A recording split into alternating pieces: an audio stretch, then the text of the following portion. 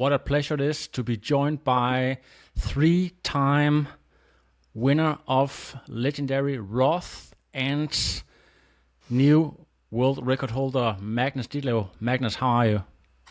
It sounds pretty good when you say it like that. I'm really good. I just got back home to Denmark yesterday after an amazing week in Roth once again, and the race delivered every time. They keep improving. It's amazing to be a part of. So I'm really happy and proud of my performance and also the team's performance.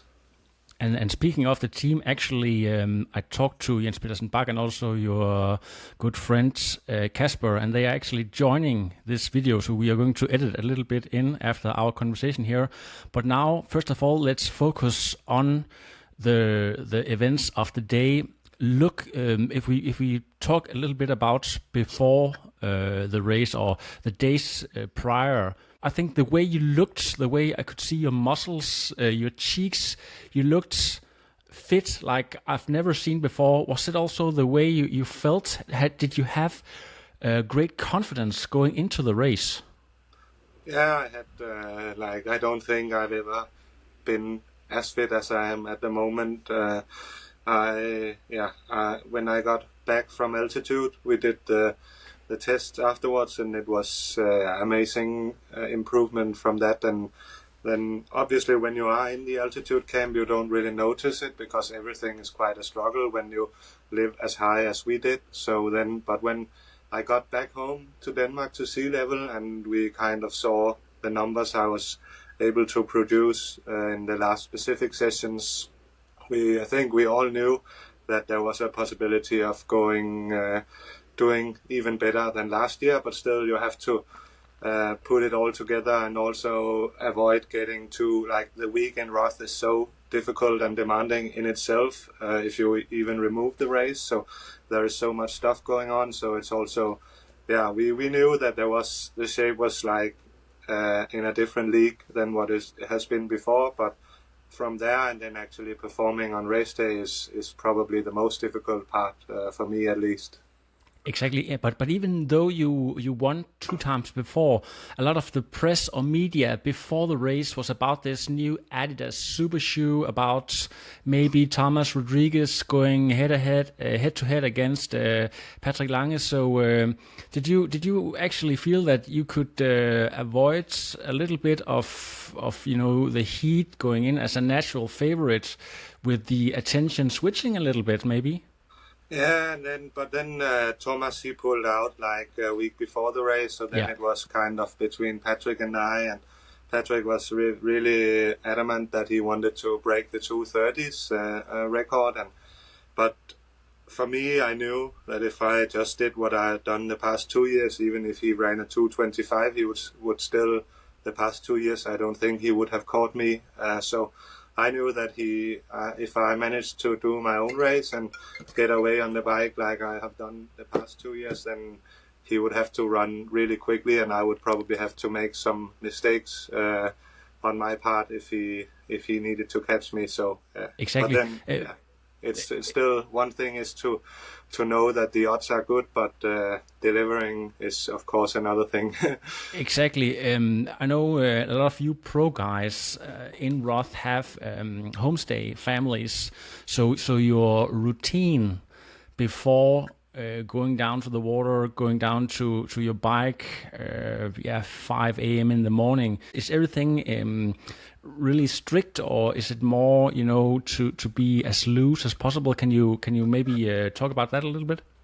Yeah, as you say, I've been actually living at the same homestay for the 3 editions I've done now, and it's always super funny to come back. It's an old couple. I think they are more than 70 years old, both of them. So, and that they have kind of seen the development when I arrived first year alone, just me, and then my coach and father and Kasper came like on race day the first year, and then last year I brought Sif and Kasper and Jens, and this year we had an even bigger team with a physio and a lot of other guys around. So they have seen the development, and it's quite funny to get back and get, like, I always get kind of déjà vu because it's pretty much the same everything is just the same as it was the first year, and the food they make is the same, and then so it's good. I really like having a routine and structure on that. So, and then also the days leading in are super strict, as you say, with commitments and sponsor obligations and press conferences, and you have to also get the last specific training in between that, so it can get quite hectic. But yeah, we, like last year, we made a really good plan of basically every day down to every hour I knew exactly where I was supposed to be and what I was supposed to do. Fantastic. And when I was supposed to eat and so on. So it was really the past, the days leading into Roth is really just following a strict timetable and taking off boxes. Maybe this is not radio material, family audience and everything, but a very important part of an athlete's routine is to get the stomach going. So is it coffee for you, or is it a little bit of Red Bull, or what have you? So what's your secret to get that relief? Yeah, and it's no secret that I have also been struggling with stomach problems before. So it's something I pay a lot of attention to and have tried to nail down a very strict protocol for that. So I wake up 3 hours before and I eat the same breakfast with white bread and jam and have a cup of coffee and some caffeine pills to get the stomach going very early on. And then the most important thing for me in that regards is to do kind of a warm-up run where I make sure that after that I go to the toilet for the last time, and I know kind of that's okay. That's a very important one. And then obviously having done or practiced the nutrition you will be using in the race is also super important. But some caffeine very early in the morning to get the stomach going, and then a warm-up run around 1 hour before the race to get on the toilet one last just time. A couple of miles, or how long do you run? Yeah, actually, just until the stomach is ready to deliver. You feel the pressure. Okay, Sometimes no details needed. I know what you mean. So, Magnus, let's go through the swim. You actually managed to swim a little bit quicker, and also at the start line, you had one of the really top swimmers, Lucas Voigt. So you were never considering staying on his feet, or what? No, I mean, the swim was, last year I managed to hit the front pack, and that really made my day so much easier. So I was very determined to see if I could do that again. But then, as you say, we had the super swimmer, Lucas Voigt, who was, we were not sure if he would just swim away solo, or if he would pull the likes of Jan Stratman and Daniel Bækkegaard with him, and then I thought if he managed to do that, then it's probably difficult for me to hang on to them. But if he just went away solo, I thought I had a good chance of catching the back of the front group. And I didn't get the best start because it was actually quite a big field in Roth this year. We were, I think, close to 60 pro men starting, and the canal is not very wide, so it's in a very small area. So didn't get the best start, but then kind of swam my way up from 200 meters into the race until 400 meters, and I could see the front guys then. But then, a guy in front of me opened up a gap to the front, which I saw quite late.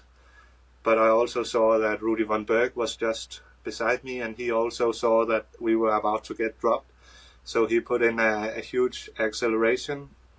And I kind of knew that Rudy is such a good racer. He's so smart, and he always manages to get those small parts right on the swim. For instance, he always gets to the front group, even though he didn't really get the best start as well. So I knew it would be really important for me to follow his feet. So I basically did everything I could to get onto the feet of him, and then for the next, from maybe 400 meters until the first turn, which is around 900 meters into the swim, we swam really hard to close the gap, and we managed to close it just before the turn. And from there on, I could kind of see that I was in the front group, and the pace slowed like enormously, so much that I was actually worried that this is not right. There must be a group even further ahead. So I was really looking up quite a lot, because I thought this is like way too easy to be the front group. But every time I was sighting, I could see Daniel's cap, and I could see Jens Stratman's cap, and also the lead kayak. So I figured, okay, this must be the first group. But I thought then, okay, then we must be really swimming quite a lot slower than the year before, because last year I really hung on to dear life on the swim and just about managed to hold the feet. But this time I felt that I could almost swim backstroke once we finally hit the group. So then, but we actually swam 20 seconds faster. So I think that's just a testament to improved swim fitness. On to a really good start. I saw most of the race online, but I have to admit that I didn't get the swim and the transition. So you have had quite success with a bit of a slow transitions to get aero socks and stuff like that. Was that the case again? Aero socks, and then trying to catch the group as fast as possible, or what were the tactics? No, actually, because it was a wetsuit swim, I already had the calf sleeves on underneath the suit, so I didn't have to put that on in T1. So it was a normal regular T1, and just coming out in the back of the front group, I basically just went straight to the front on the bike as soon as possible and attacked straight away. Didn't really put in a big surge. It was more like very controlled. And then, I don't know if they just let me go or what, but because usually in Roth it takes some time to get away, but this time I basically just got away instantly. And after 70 to 80 kilometers, you had like 4 minutes. So that was quite awesome. Yeah, it was amazing. It was like I was doing some work with my sports psychologist the day before, where we did kind of an exercise where I had to write down the dream scenario, or imagining I was like a newspaper writing about the race, and I had the dream race, and I wrote something along the line that Magnus Ditlev wins Roth for the 3rd time, breaking his world record after swimming with the front and riding solo on the bike the entire way and doing a solid marathon. So I think it was just like I've always dreamt of going solo off the front in an Ironman and racing alone, seeing how that would. Because last year I had Sam with me, and that was something completely different, and also. You had slippery roads, because on the second loop it actually started to really pour. But I don't know if that was something you felt, but they have put an extra kilometer or something like that in. So talk about the difference between. Of course, Sam is an absolute beast on the bike, but the difference, the feel. The power and so on in a solo effort versus a tag team effort. Can you talk about that a little bit?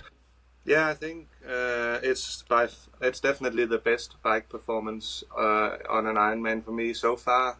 If you look at the numbers, I believe the conditions were a bit slower, and also because of the new bike course. I'm not exactly sure, to be honest, about the length. But the stretch they changed is a bit more hilly and technical, so I don't know the exact length compared to last year, but it's definitely not gotten faster. Mm-hmm. And then also because basically second lap of the bike course it was raining, so the roads were really wet, and the last thing I wanted was to crash in a corner, and it gets quite tricky with age groupers. Exactly. Because they ride, especially when you go into a corner, they have the ideal line and you are overtaking them, and then you end up doing a really sharp corner in wet roads, which can get a little bit sketchy some places. So I took it really carefully at some points. Exactly, but Magnus, how did you manage to stay so calm? Because that was really imminent to me. That on your second loop up Solerberg, you were basically pushing less than 200 watts, soft pedaling all the way, having all this patience and more than you, but she even ran you still faster.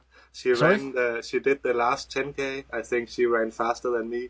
So it's crazy. That's just ridiculous, and we could talk about how come that is. But there had been, of course, a lot of talk about the run before the race, and we also know that like Ironman, like any other big race, there's a lot of promotion, there's a lot of value to produce fast times like that. So could you feel that there was any difference between the course, if you look at last year and this time, and take in your really great form, or how can you explain that you managed to pull off a sub 2:35 marathon?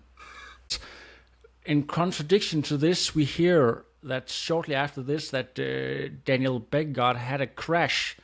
I'm not familiar with what happened, but the situations were so tricky and everything can happen. But you managed to stay cool. Talk about that a little bit.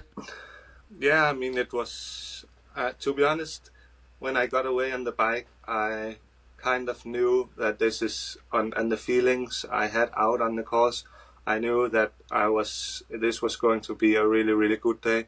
Yeah. So, and I was just getting splits of like 2 minutes, 3 minutes, 4 minutes. So I thought, and I knew I was in better run shape than I've ever been. So I was just really trying not to make any mistakes at all. And really, then you get the chance also to just soak in the atmosphere, like going up Solerberg. And it's just, I can't describe how much cheering I had on my side. Like, people were absolutely going crazy every time they saw me, and cheering for me all over the course. So I really just enjoyed it and try not to make any mistakes. I think that what I've gotten really good at now is to eliminate mistakes and avoid making bad decisions. Exactly, because you could also tell that you were quite fast, as we talked about, gaining a lot of time.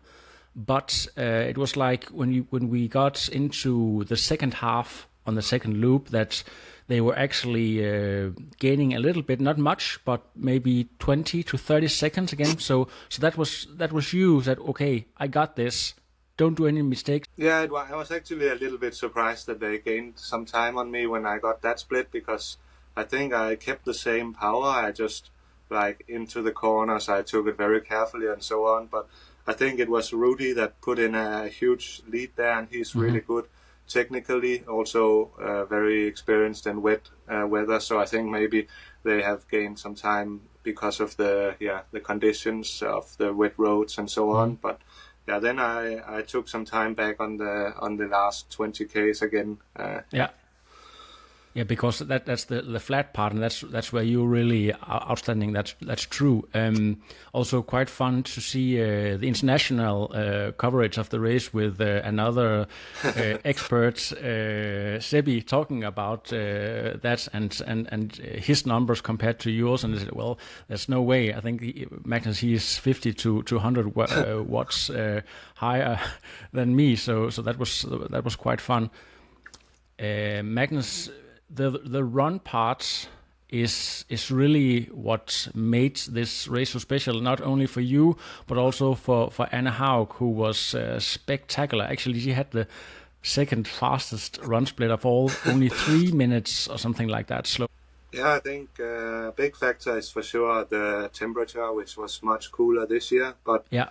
I mean, the course was 100% identical to last year and the year before, so it was the exact same course and so on. So I think it was, of course, for my part, it was a combination of cooler temperatures and also better shape that made it a faster run. there's been a lot of restrictions on the bike, but funnily enough, not on the run. So were you and your team looking into to a special kind of shoe, or just the one you used to race in? Yeah, I ran in. I'm not sponsored by any shoe brand at the moment, so I don't have the opportunity to go crazy like Patrick has. But then, on the other hand, I get to choose every single shoe on the market and test it, which is also quite valuable, I believe. So I'm actually running in the original Nike Alpha Flies, which is starting to become very, very difficult to find, but they are working very well for me. It was quite quickly apparent that no one really could challenge you. For one reason or another, all the major opponents had bad days, or they couldn't quite pull off what they expected.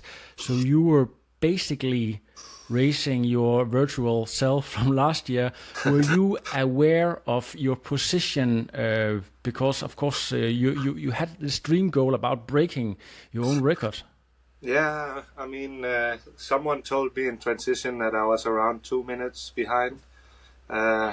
And in the beginning, you just want to get the marathon started and not really chase like that target. But then when I splitted the first 21K in 1:16, I was like, okay, this is actually pretty doable. So I started asking my team where I was compared to the record, and they were giving me some splits and so on. So I knew, that I was on point to it. But I was running along and thinking it would be quite nice if it was like in track and field, where there is this light in the inner side of the track where you can see the ghost of your own time or something. That would be quite handy. So, but I knew that, I knew if I kept up the pace, I would probably break it. But the last part of the run in Roth is super tough, so I lost a bit of time there. Otherwise, I would, have gone a little bit quicker. But The commentators talked about the victory loop in the stadium, because normally it's a super slow run where you soak up the atmosphere, but somebody obviously told you that you really had to speed up, so that was the quickest loop I've seen for years. You were really aware at that point? Yeah, I just wanted to be sure. You never, even though people are telling you stuff, you don't really. So it was only when I turned on the last stretch of the stadium that I could see the time, and then I was okay. I'm gonna go under now, and then So I tried to keep the pace up the entire way. Exactly. I have to admit that last year, after your win there, I couldn't imagine it was possible to go faster. Yeah, maybe 5 or 10 seconds. But watching almost the entire race this year, I could pinpoint a lot of places where you could actually gain quite a few minutes on the right circumstances. So I saw or heard somewhere that you talked about 7:20 being very possible in the future. Yeah, I mean, I think it's. I don't think we are near the peak of what is possible. I think it was not the ideal conditions for biking, but super good conditions for running. So it's like a balance that pulls into each direction. But still, I think it's like I'm so young in the sport of triathlon, and I see so much potential in so many areas. And we're also working on some bike tech for Kona that's going to change quite a lot. So I see a lot of areas for improvement still. Magnus, 3 wins in a row. That's 18 years since anyone did that. The last time that was Chris McCormack, and before him we had Lothar later, and it's a guy like Jürgen Sack who also won a bunch of times. So it's really legends of the sport, legacy and stuff like that. Is this something that also is important to you at this point?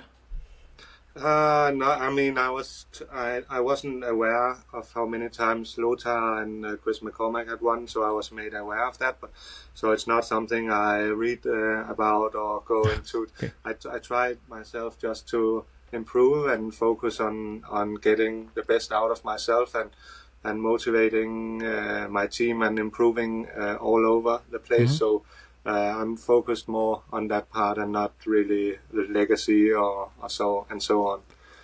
That's for the geeks like me. Obviously, it's super cool to be part of that trio now. So maybe when I retire and so on, I would look back and think, okay, that's actually Magnus, way cooler. we talked about that you have another appointment here very soon, but I have one final question for you. Last year, it was no secret that the effort there really pulled a lot of out of you. You can say you were quite fatigued, but of course going in to the race in a better shape. Do you feel like, are you ready for going to London and all the other big races you have, at least how you're feeling right now? I think London is going to be it's going to go how it goes, and I don't have too many expectations for that. I mean, with how the season is at the moment, it's a bit like cycling. I think you have to sometimes show up and not be at your 120% best.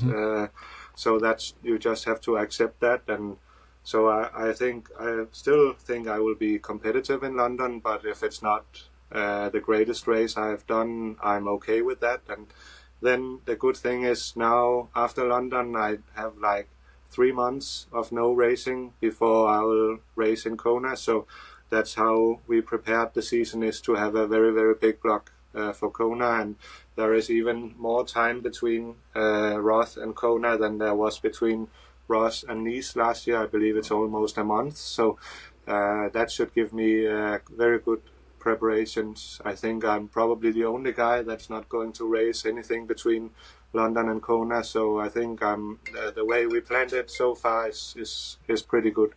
Oh, fantastic. So Magnus, we can hear people, they are reaching out for you, and for a very good reason. Magnus, thank you for taking the time, and we'll talk soon.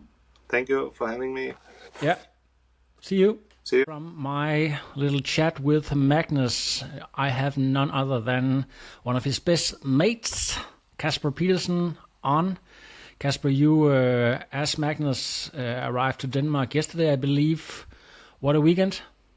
Hello, Les, and thank you for having me on the pod. We arrived yesterday midday from Roth. And to be honest, I'm still trying to get my head around what happened on Sunday and just like the whole week in general. I mean, for me, and I think also for Magnus and the team, like, Roth is our like favorite race, and not only favorite race, but also favorite race week of the year, just due to like the whole experience, the way that Felix and his family and the organization have like organized this race. This was like the 40th anniversary of the race, and I mean, I think actually this year Challenge Roth was broadcasted on the German #1 channel, I think, sport channel, which is actually quite huge. And I mean, German people, as you know, are just huge into triathlon. So being there, having all the spectators out there and so on, I mean,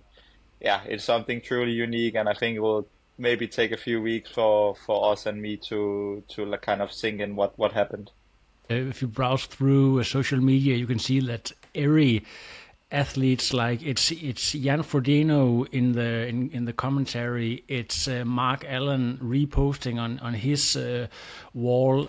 Everybody sort of recognized this is a truly unique performance, right? Yeah, and I mean, I think one thing is that he's obviously breaking his own world record and so on. And I mean, if you just look at pure numbers, he's only breaking his, I'm saying, but he's breaking his own world record with 1 minute. But I think if you take in all the circumstances that, like, he led from start to finish, the bike course was 1.5 kilometers longer.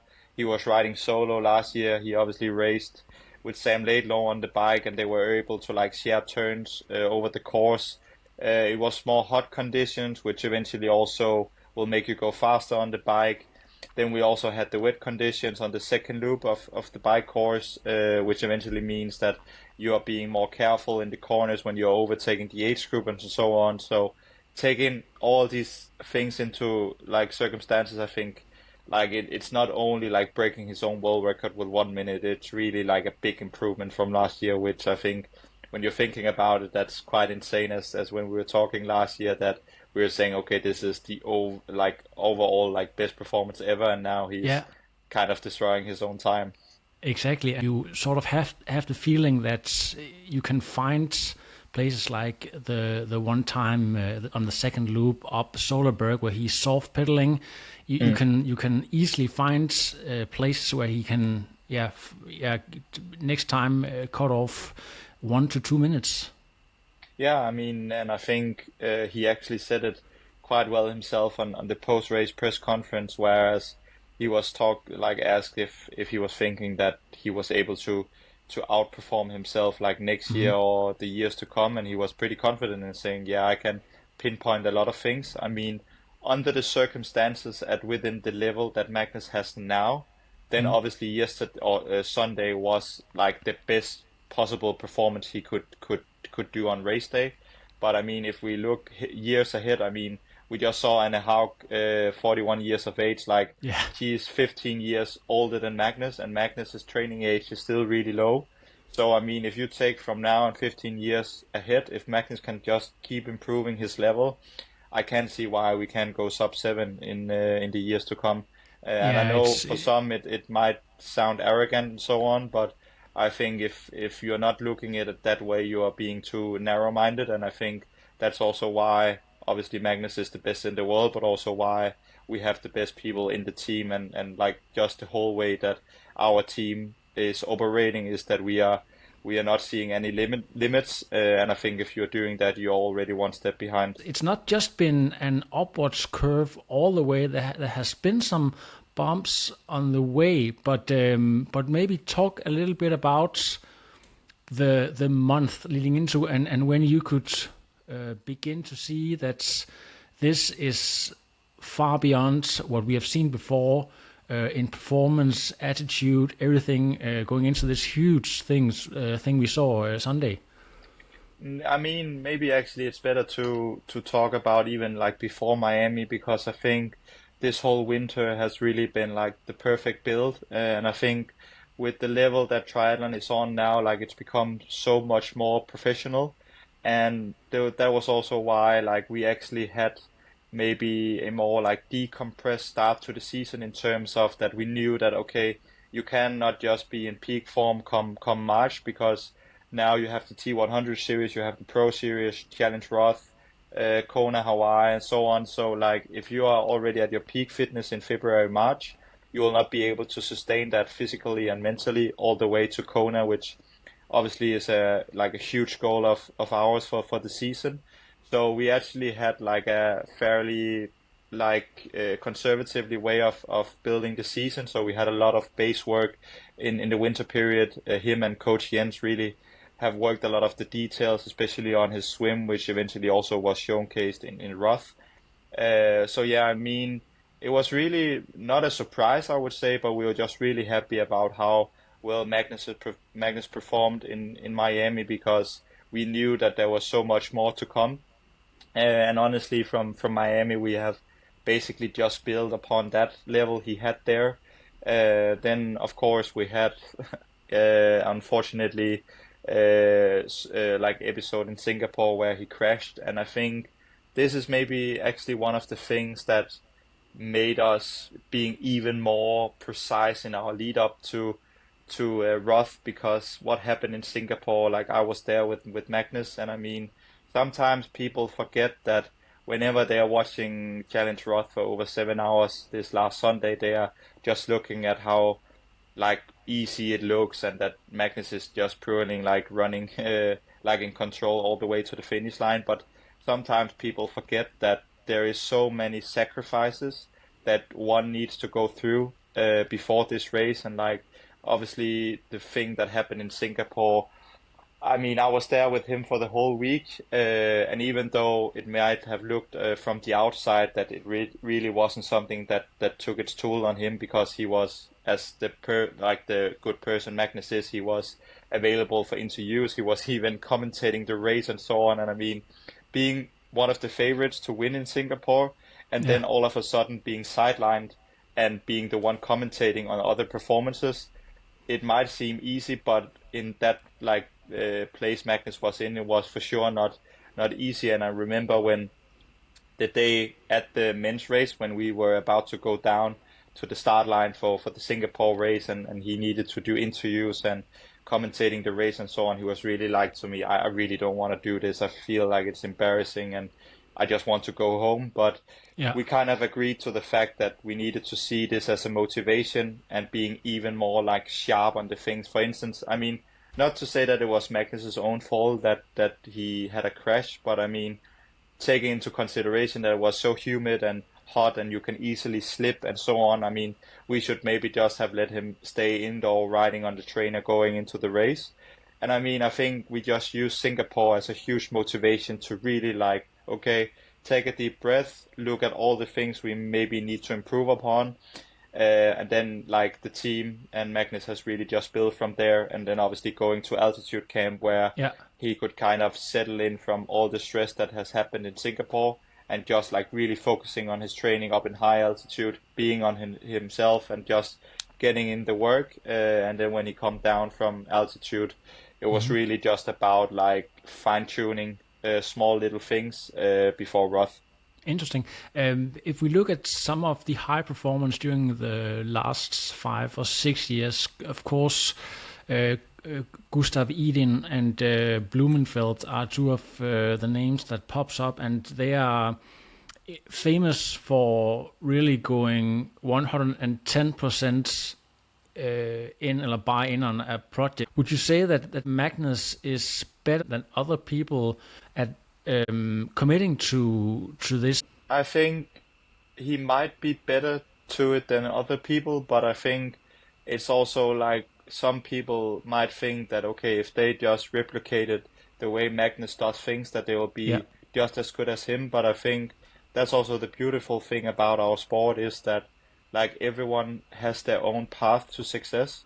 And I think with the way that Magnus is doing it, I think not a lot of people would be able to do it, and I don't necessarily think that it will also be the best way for them to do it like the way Magnus is doing it. Like, I think, and also it's actually an interesting topic that you are taking up here, because I think if you look at Magnus's way to like the top of the sport, he's also needed to find his own way of winning races. I mean, in the beginning, he obviously had the deficit from the swim, which eventually then he needed to really have a high level of biking in order to be able to bridge the gap up and then also attack them, because he wasn't the best runner as well. So he needed a gap going out on the run. So he knew, okay, I really, really had to have a strong bike. But then over the years, people have obviously increased their bike level. So now he saw, okay, I just can't just bridge up to the guys and also attack. I need to improve my swim level, because then I can maybe only have a small deficit so I could bridge up the gap. But then you are at the front group. But if you can run away from the front group, then obviously you won't win the races. So he also had to adjust his run fitness to an even higher level. So he's really been really good, and this is also like to congratulate Jens on this, because he's really been good at looking at, okay, what do we need to improve on now, and also taking in the right steps, because I think sometimes people are like, okay, we want to develop everything at once. But if you look at Magnus's progression in the sport, it's really been, okay, now we take the bike to a high level. Then when the bike is at a high level, we look at, okay, now we need to take the swim to a new level. Then we look at the swim. Then after that, we build the run and so on. Obviously, once they have focusing on one discipline, they're still trying to improve the others, but it's really been with like a key focusing on now the swim, now the bike, now the run. And it's also about having the patience to be able to say, okay, I don't want to be the best now. I want to be the best moving forward and many years to come. San Francisco was a super exciting race, and unfortunately Magnus didn't quite manage to go on the podium, but that was such a close race, and it's only like 4.5 weeks ago. With the knowledge of the shape that Magnus was in at that point, or on his way to absolute peak shape, was that a little bit of a wake-up call for you guys for his preparation for Roth, or was that just the circumstances of that race, maybe? I think it was more due to the circumstances of the race. I mean, one thing that actually surprised me was that a lot of people texted both Magnus and me after the race saying, okay, it was really nice that Magnus has been able to recover from his crash, and they were looking forward to see him at his highest level. But I mean, he's finishing in fourth position at a T100 level race, which is like the highest level of racing. He's really close to the front. And I mean, Magnus wasn't in a bad shape or not at his highest. He was in a really, really good shape. And I think just some courses suits other people better. I mean, with the course we had in San Francisco, I don't think it was a course that suited him that well, because it ended up being like if you could just sustain a high power for 3 or 4 minutes on the hill, you were able to recover. And then everyone was determined to say, okay, we go really hard on the climb. And then after that, like people were just settling in. So you didn't really have the opportunity to push high power for a long period of time. So I mean, to be able for Magnus to come down from altitude 2 days before, high volume training, and being able to finish in fourth position in such a race that did not, I would say, necessarily fits him the best. I would say that is a really, really strong performance, but people also sometimes forget that you can't just win all the time. And I mean, winning with 15 minutes in Roth is testament that he is where we want him to be, and that he is clearly one of the favorites for Hawaii come October. Yeah, maybe this is a question that I will also give to Jens later, but I would like to hear your take on it as well. It seems like you guys really found the right protocol for Magnus to follow, and here I'm especially referring to altitude, because that could really be tricky if you just do something a little bit wrong, then you can mess things up big time. But it seems like you have really found out how to get things dialed in, and at the same time not going overboard, not overdoing it. So talk about that a little bit. I think it comes down to the level of professionalism that we have within the team. I mean, in the start of Magnus's career, it was mostly just Jens, me, and his family. But we have really expanded the team over the years, and now if we take Roth as an example, we were 12 people, I think, in Roth, and then obviously also have people behind the scenes and back home in Denmark. And we have worked really closely with some like a sports scientist in Team Denmark, who has really helped us dial in like altitude, heat training, nutrition, and so on. So I think the good thing, and this also, once again, I know I'm appreciating Jens here quite a lot, but I think Jens is really good at like finding the right experts around Magnus, and like making sure that we take in the right knowledge from the right people. And I think maybe that's the strongest like thing in our team, is that we all know that we don't know everything, but we have like our own expertise area. So I have my expertise area. For Magnus, Jens has his. Our sports scientist has his, and so on. And I think in the end that just makes a difference, because we have experts in all areas, and everyone is so committed and determined to do whatever is best for Magnus and the team. And I think that also showcased in Roth. I mean, what you couldn't see during the race is that, as mentioned, we were 12 people out on the course with his sport physio, his sport psychologist, his family, girlfriend, Jens, me, other people. Like, for instance, when he lost his bottle during the first part of the bike leg, we were really quickly in communication with each other. I called Jens, told it to Jens. Jens had a new bottle with new energy, which he was able to get at the first aid station, and so on. So we are really minimizing those external factors, which eventually can end up messing up your race in a negative way. Because as you know, Lasse, like with triathlon, there is so many external factors that you can't really predict or prepare for. But we are doing our really, really best to prepare well, and making sure that these external factors wouldn't affect us in a negative way. So, for instance, like if other people maybe have lost a bottle or so on, they wouldn't have been able to get in the right nutrition, which eventually will harm them on the run. But here we were just prepared and ready to take down like that mistake or unluckiness, and get him a new bottle, and then we were back to plan A. Would you in fact say that from your knowledge that Magnus is or should be considered one of the most professional athletes on the long course circuit at the moment? I mean, it's always difficult as I and the rest of the team doesn't really know exactly how other people operate. But I think from talking to other athletes during Roth and also like I think if you take Rudy for an example, like he was there even though coming from America to Europe, he was by himself up until race morning where his parents came. And I mean, I think in such a big race, if you're not having people around you who can take care of things, I mean, in the days leading up to the race, we were so many people around Magnus and like just making sure he got his food at the right time. There was people making sure his bike was running smoothly. He had training partners, everything. I mean, we are so well covered in all areas that I think it's really, I mean, it's difficult for other people to kind of replicate what we are doing. And I think people maybe don't know like in terms of like professionalism how much they are maybe still lacking. But I think it's also a huge applause to Magnus and Jens of how I mean people should remember that this is not something that just happened overnight. Like the team and especially Magnus and Jens has made a lot of investment and didn't really knew if there was a positive outcome of the investment. But you need to do these investments with like no not knowing if it will end up being successful or not. But now obviously those investment has been successful and now we are all like really paying the positives of what those investments a few years ago. Yeah, as we agreed that this will not be a marathon interview. It's just a little bit of a tap in. But did you have an interesting experience or anything that you want to share?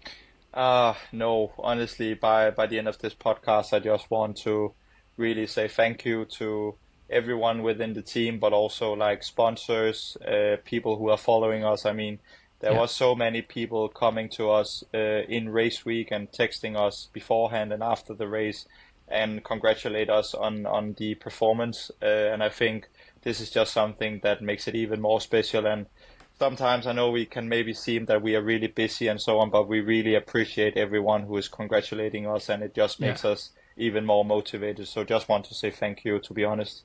Yeah, and also from this podcast and the team behind me, congratulations to Magnus, you guys. I know it's a team effort for sure, and yeah, we are just so super proud to be working with you guys. What an honor! Thank you, Lasse, and thank you for having me on and everything you're doing for Fusion and us as well. Yeah, thank you. Jens, you look a bit tired, even though, of course, handsome as always. Also came home late from Roth. What a incredible day, Sunday, right?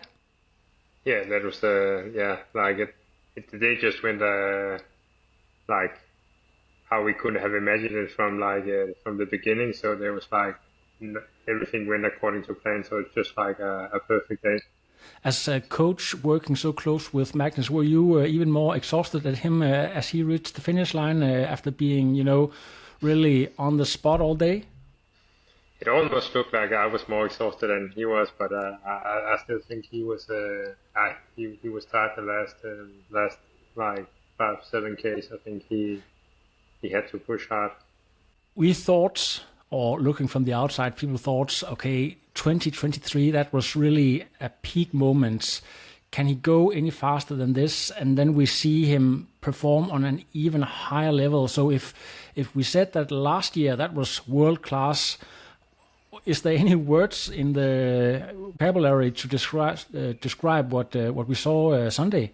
I think yeah, it's world class plus an extra year of training. I think so. It's just like yeah, he's just amazing and. It's just like he's just like really good at keeping consistency in training all year round. So I think it's just like I started with Magnus like 5 years ago, 6 years ago. So he's still actually still quite young in the sport. So I also just think part of it is just like natural progression from one more year of training. Yeah. He's faster in the water. He pushes higher numbers, and of course, as we could see, his run was significantly better than we have seen before, and no injuries as well. So how do you keep that balance without, of course, giving away all your secrets? What have you done to avoid injuries and stuff like that? I think he's really good at keeping like intensity, so he's always in control. I think that's a big part, and then of course his lifestyle is like built around triathlon, so he sleeps a lot, he eats a lot. Yeah. So that I think that's kind of it's just he doesn't for the training part and recovery. I think he just do the basics really good, and I think that's really important. I think Team Denmark put out like a graph the other day where they like if you slept like 5 hours, the risk of injury within the last I think 18 months was like 70%, and then it just dropped all the way down to like 9 or 10 hours, and then it was only like 17% if you slept above the I can't remember the exact numbers, but it was quite significant, like just from the sleep itself. So I just think he's really good at sleeping and eating well and controlling his training. Are you in contact with him every day or every second day just to feed back on training, to restrict him a little bit or push him a little bit more very often? It depends. I think when they were in altitude, I was maybe like every second or third. I can't really remember. We talk quite a lot, so it's we talk when it's necessary. And of course, when he's in Denmark, I see him like almost every day. So for training and stuff like that. Yeah. Speaking of altitude, if we hear about other athletes who have tried altitude, because of course, if you could just go on an altitude camp and you were guaranteed to have a result or a gain, everyone would do it. But that's not the case. So it seems like Magnus never had any setbacks from it. You really found out exactly how long to stay, when to go down to lower to the lowlands again and up again and stuff. How did you manage to do that? I actually think it's just also a little bit like trial and error, because it's not the first time we used the altitude. So and the first time it didn't work for him. So it's kind of like we started with like the tent, and we went to like. I think it was, I can't remember if it was the front row mirror or it was the other place, but we went to like real altitude training, and it didn't affect him as well. So we kind of just like, we together with Peter Møller and Team Denmark, we kind of like, we measure what happens, and then it didn't work, and then we try something else. So it's not like, it was like success at first. But there's also something called high responders. Some people really have effect on this, and even though maybe your protocol is not right at the first time, it's almost certain that Magnus here the second or third time around really has some gains. So without giving away too much information, can you tell if Magnus is a super high responder compared to other elite athletes going into altitude? I would say he's not a high responder because it didn't work for him the first 2 times. So it was difficult to get it to work for him. Whereas his girlfriend was like adapting really well just in the altitude stint. So they stayed together for the same amount of period and she had effect from being in tent, and he didn't. So I don't think he's a high responder in that regard. Oh, really? One of the aero experts, what's his name? The guy from Bornholm. Martin Toft. Martin Toft, of course. A guy like him, is that mostly in off-season, or do you go, if you are on a level like Magnus, do you go to the velodrome once a month, or how do you guys manage that? He's not going to the velodrome once a month, but I think we do some. I think maybe testing. I can't remember maybe 3 or 4 times. It is maybe more because Martin also tests something. The things that he can test himself, he tested. I did some tests. I did two tests last year before Nice. So the things that we can help with, we kind of do. So Magnus has to be there himself for something, and then something like people can do on the side for him. And of course, whenever we can do something that takes some pressure off him, we do that. So that's kind of how it works. And then of course we try to exchange ideas based on like previous results from aero testing, and then we kind of it's like an ongoing development, like trying to figure out what to do next. Yeah, exactly. Things have been quite the same. I mean, the amount of races going into this season compared to last year, but of course the T100 series has also impacted stuff a little bit. So a little more races this time around before Roth, and then as Magnus said, a huge break, a long build up before Kona. So yeah. Magnus likes to race, and we like to race in Roth. I think the courses suits Magnus' strength really well, so I think it's maybe like one of the most perfect courses for him. So I also think that's why he's so dominant, because he's really good in Nice as well, but it's still not like a course perfectly built for him. Yeah. But he's just so strong on the bike anyway that he can still perform well on a course that shouldn't fit him really. Yeah. So I think we wanted to do that race, and also we have a long build for Kona, so I can't see the problem. I from my point of view, there's no problem racing a mid-season race and then performing Kona. I don't think that.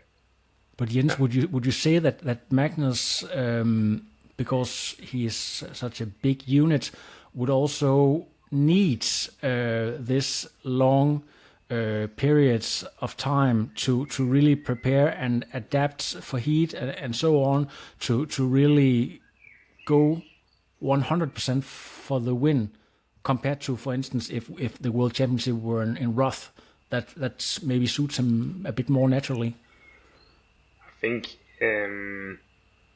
think of course for this season we try to start training a little bit more, I don't know how you can say it, like easy or soft. So he hasn't done like, we tried on purpose not to do too much too early regarding intensity. So we have done more base training this year leading into the season. So he could be ready for big block towards Kona. So we have been trying to be patient, so he has energy for the last part of the season. Have you experienced that you have maxed out the amount of hours that's beneficial for Magnus to train? Because you talked a lot about the sleep and rest and eating before, so of course you can endure a higher load, but of course if you overdo it, then it's contra beneficial. Is there still more to build on from what you can see? I think there's still more to build on, but also for me it's also just important with the consistency. So I still think he's improving, and and he's training a lot. So he's one of the guys that trains a lot. But for him, he's still within like comfort zone, if you can say that. We are not like a place where we push him a lot within his capacity. So I think a lot of other athletes are closer to the limit than he is. I also think that's why he doesn't get that much injuries, because he is below the limit. So I think for me there's no reason to push towards the limit before we kind of start to see like stagnation in his development. So right now when we are developing still, I think it would be stupid to take any risks. When you went on this journey with Magnus 5 years ago, I believe you'd never imagined that, of course, you had high hopes and dreams, but I probably never dreamt about going on this level. The situation for you right now, you have 2 kids and a wife, and you are also head coach of Kotoko. Still able to balance that, or will there at some point you'll have to maybe dial down of some of your other coaching obligations, or have you even thought about that? I think for now, the biggest issue right now is that it's difficult for me to travel a lot. Yeah. So right now I'm traveling to the most important races, and then we have Kasper, who is really good on site, and he knows me really well, and I know him really well. So I think we have a really good solution. And I think it's the issue with most top coaches; they can't go travel all year round with the athletes. So I think the solution we have right now is kind of perfect, because we know each other really well, all 3 of us. So I think it's kind of a good match. So in that regard, I don't think it's an issue. I would of course love to travel more, but that's how it is for now, and I think we have a good solution. The tickets, are they booked for Kona or not yet? I have told her I'm leaving for Kona. So, okay. We haven't booked them yet, but I'm going for Kona definitely. Yeah, so, that would be great. Thank you so much, Jens, for sharing a little bit of details with Magnus, and congratulations with another big result. Thank you.